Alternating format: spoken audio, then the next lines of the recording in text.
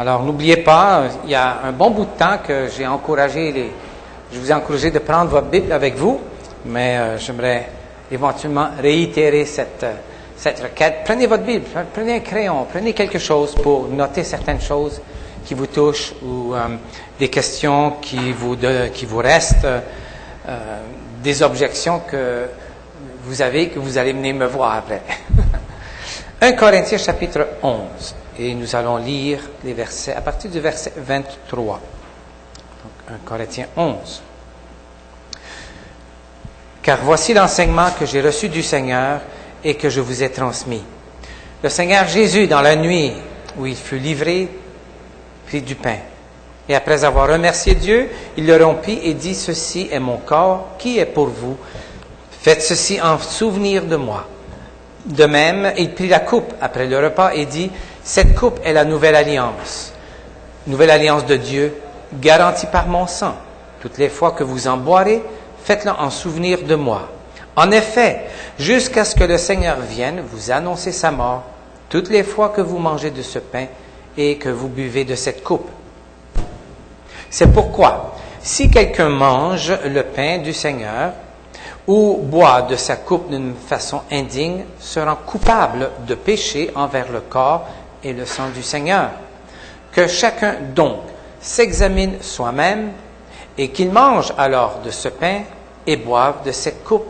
Car si quelqu'un mange du pain et boit de la coupe, sans reconnaître leur relation avec le corps du Seigneur, il attire le jugement sur lui-même en mangeant et en buvant. C'est pour cette raison que beaucoup d'entre vous sont malades et faibles et que plusieurs sont morts. Si nous commencions par nous examiner nous-mêmes, nous éviterions de tomber sous le jugement de Dieu. Mais nous sommes jugés et punis par le Seigneur afin que nous ne soyons pas condamnés avec le monde. Ainsi, mes frères, lorsque vous vous réunissez pour prendre le repas du Seigneur, attendez-vous les uns les autres. Et il dit, mais si quelqu'un a faim, qu'il mange chez lui, afin que vous n'attiriez pas le jugement de Dieu sur vous dans vos réunions.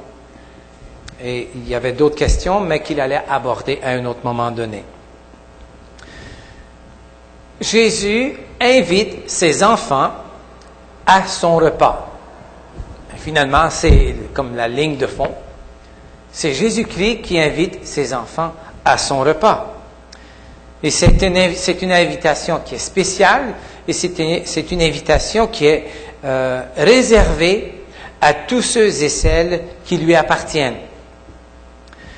Mais participer d'une manière indigne peut y avoir des conséquences, et même ce que l'apôtre Paul dit, désastreuses. Selon le texte, certains croyants, certaines croyantes, certaines personnes venues du monde gréco-romain étaient tombés malades et que certains même sont décédés, sont morts, pour avoir participé à ce repas d'une manière qui va à l'encontre de ce que le Seigneur exige. Et ça nous semble terrible de lire ces choses. On pourrait même venir à dire, mais peut-être qu'il a voulu dire autre chose. Peut-être qu'il s'est exprimé de manière qui voulait dire autre chose. Mais ce n'est pas le cas. C'est une réalité. Alors, il met par écrit, il étale cela par écrit. Il faut comprendre. Il faut comprendre une chose. Vous avez l'Église de Corinthe. Vous avez une communauté de croyants et de croyantes, en partie juifs, donc qui étaient venus et qui avaient tout un arrière-plan différent de ceux et de celles qui vivaient, les Grecs entre autres, qui vivaient dans ce contexte gréco-romain, c'est-à-dire sous l'Empire romain, et qui avaient des tendances qui différaient. Donc, dans l'Église de Corinthe, il y avait beaucoup de conversions d'hommes et de femmes qui venaient de cet arrière-plan de Corinthe. Mais plusieurs avaient comme style de vie une vie de débauche. Il y avait surtout, ce qui est indiqué dans la lettre, une vie dans l'idolâtrie, mais aussi une vie de débauche à caractère sexuel. Donc, les gens se convertissaient à Jésus-Christ. Il y avait des transformations majeures, véritables et authentiques. Et c'est ce qui faisait qu'il y avait la communauté en général qui voyait cela et qui était stupéfaite de voir ces mêmes personnes qui vivaient un style de vie comme eux et qui, d'un autre côté, se rendaient compte, mais ils ont vraiment, ce n'est plus les mêmes personnes, ce ne sont plus les mêmes personnes. Et il y avait un témoignage puissant de l'Église de Jésus-Christ dans Corinthe vis-à-vis de la communauté et la population de Corinthe. Mais à Corinthe même, il y avait une débauche telle qu'il y avait une expression qui était reconnue dans le monde gréco-romain à ce temps-là qui disait « Ah, c'est vivre à la corinthienne » et qui indiquait vraiment une débauche qu'on ne voyait pas ailleurs. Et malheureusement, il y avait des gens qui étaient venus à la foi en Christ, mais, vous savez, sans vraiment rompre totalement avec le genre de vie qu'ils avaient connu précédemment. Donc, il y avait de ces personnes dont leur conversion était authentique. Il ne faut pas compromettre l'expression. C'était des croyants, mais ils avaient amené avec eux encore une certaine forme de vie et de comportement qui vraiment qui allait complètement à l'encontre de l'Écriture. Et ce genre de comportement, ces gens, nous lisons, sont tombés malades et que certains même sont morts. L'apôtre Paul utilise l'expression plusieurs. Donc, soit qui sont malades ou qui sont morts consécutivement au fait qu'ils avaient pris le repas du Seigneur d'une manière indigne. Et là, on comprend un petit peu plus le contexte lorsque l'apôtre Paul écrit ici de ne pas entrer et de ne pas participer au repas du Seigneur d'une manière indigne, c'est-à-dire d'une manière qui va à l'encontre des enseignements de la parole de Dieu. Ici ce contexte se limite à l'idolâtrie et au comportement sexuel de la part de certaines personnes qui étaient à l'encontre des enseignements de la parole de Dieu et inappropriées. Donc, ces personnes persistaient à vivre en tenant un petit peu un style de vie qu'ils avaient auparavant et tout en faisant partie du corps de la famille de Jésus-Christ de Corinthe. Et ils participaient au repas du Seigneur et nous lisons qu'il y a eu des conséquences pour plusieurs d'entre eux désastreuses. Donc, il est écrit qu'il faut s'examiner soi-même. Et l'apôtre ne dit pas que nous ne devons pas participer au repas du Seigneur, mais il dit que lorsque nous nous approchons, comme nous l'avons fait ce matin, c'est pour ça que nous prenons ce temps, ce moment, de nous arrêter et de nous examiner, c'est-à-dire d'entrer et d'être sincère avec soi-même. Premièrement, dans ma relation avec Jésus-Christ. Et ensuite, avec les autres, de m'examiner. Est-ce qu'il y a en moi, est-ce que je tiens vraiment à une forme quelconque d'idolâtrie? Et l'idolâtrie n'est pas qu'une petite statuette qui est posée quelque part dans la maison. Une idolâtrie est tout ce qui remplace Jésus-Christ. Ça peut être la popularité, ça peut être l'argent, ça peut être une carrière, quelle que soit la pièce qui remplace Dieu et que nous vénérons plus que Dieu. Et il y avait dans l'Église de Corinthe cette forme, et l'apôtre Paul l'identifie et l'exprime, de ne pas vivre dans l'idolâtrie. Donc, il ne dit pas, ne participez pas au repas du Seigneur, mais examinez-vous vous-même, et après, chacun pourra prendre ce repas.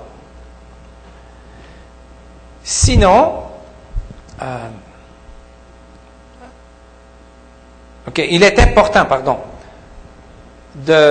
ici, de ne pas verser dans l'extrême.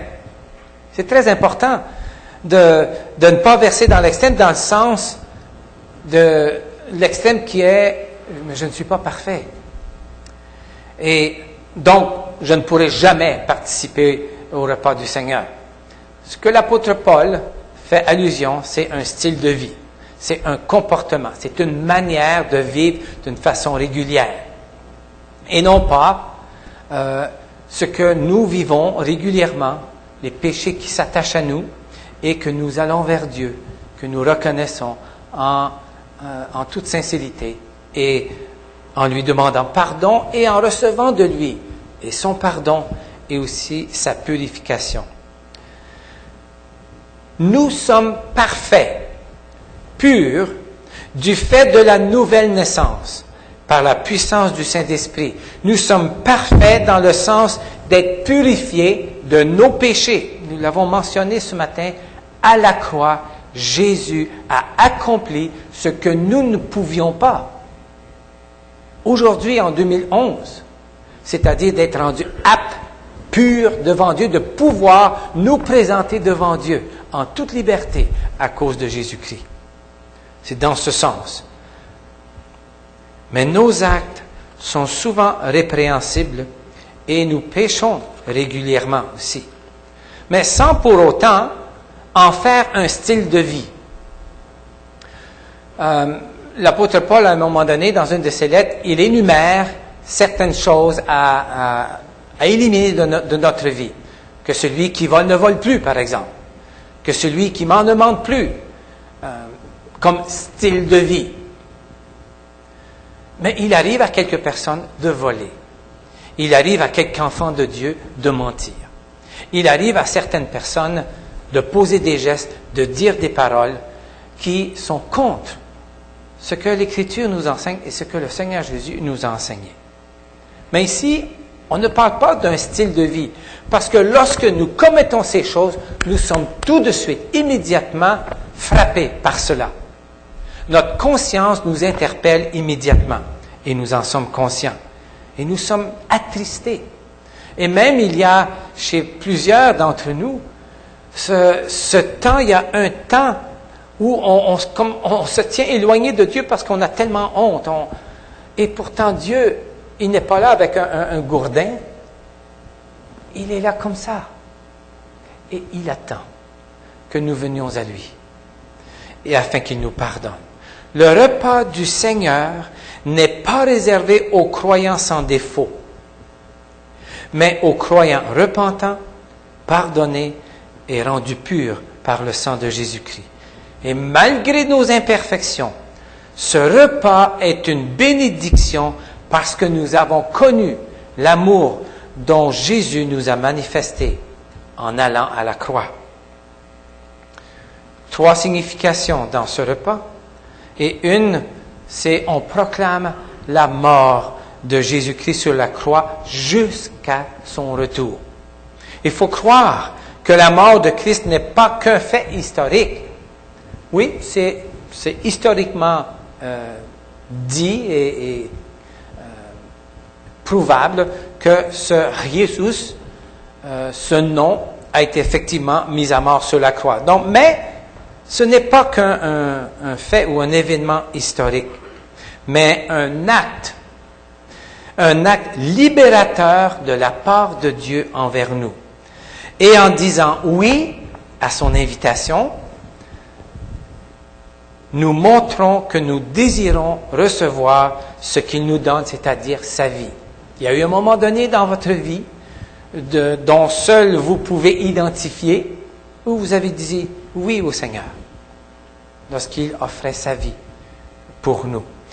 Ce repas est destiné aux personnes qui sentent leur culpabilité et non pas à celles, vous savez, qui sont comme satisfaits là, de leur vertu, satisfaits de « moi, je suis pas pire ». Et puis, alors, si je me compare à l'une ou à l'autre, je suis quand même pas si mal.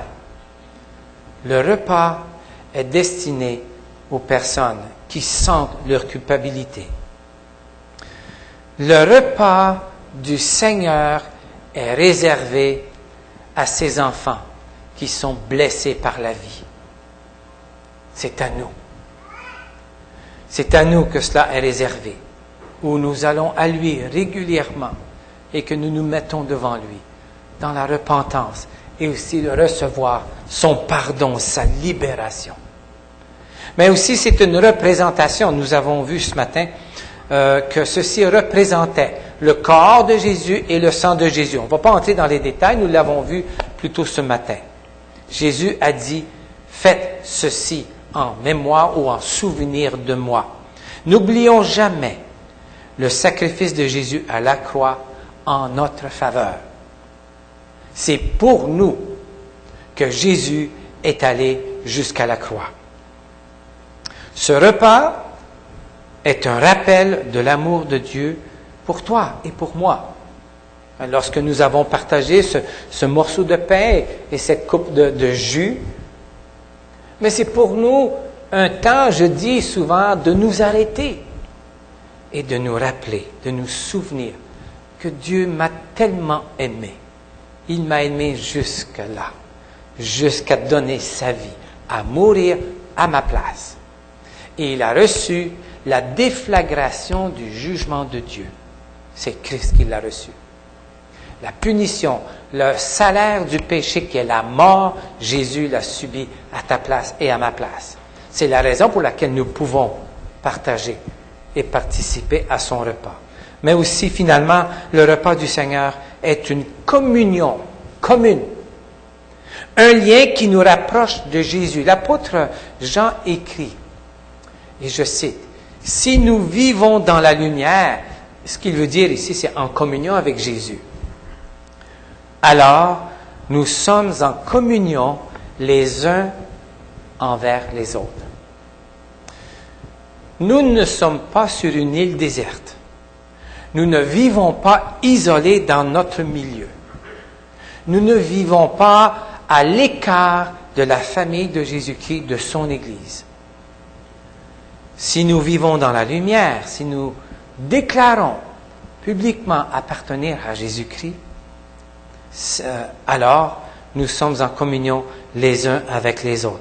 Participer au repas du Seigneur signifie que je me suis examiné sincèrement, mais sincèrement. Et ça avant le matin du premier dimanche du mois. C'est constant dans notre vie. Et nous nous souviendrons que le premier dimanche de décembre, nous allons répéter ce geste, mais peut-être qu'il n'est pas, vous n'êtes pas obligé d'attendre le matin du dimanche. C'est un geste, c'est un comportement que nous devrions avoir quotidiennement. Parce que si j'ai quelque chose contre quelqu'un, je ne vais pas attendre le dimanche matin du repas du Seigneur pour aller régler mon différend. Si j'ai un ressentiment contre un frère ou une sœur, j'y vais. Et j'attends pas, tu sais, le Journal de Montréal, là.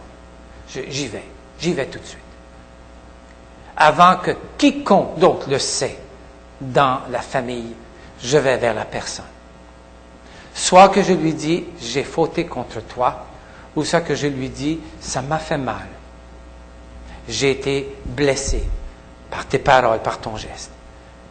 C'est la première personne qui devrait savoir cela. Donc, on s'examine soi-même concernant ma relation avec le Seigneur, mais aussi les uns avec les autres.